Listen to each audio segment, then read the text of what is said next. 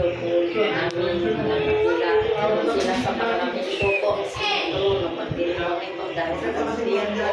Kay Lord, sa kanilang mag-asawa, sinabi sa kanilang anak ko Diyos.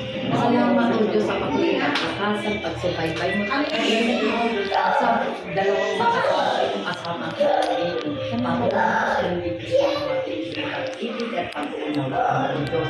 Higit sa lahat, maging malapit sila sa iyo, mag-ingat sila sa iyo, ang buhay nila, ibigay nila sa iyo. Salamat sa mga biyayang ito na ginagano sa mag-asawang ito po. Para kami makisalo, makisaya o Diyos sa lahat ng kalakasan, kalusugan ko ito ng aming pagkakataon. Patuloy mo sila ingatan, gabayan, mahugot sa tamang daan para lahat ng matiklayan ang buhay nila sa iyo. Salamat sa ibayang pag-iingat mo sa kanila. Salamat na binigay niyo sila sa amin, sila mag-asawa, sinira.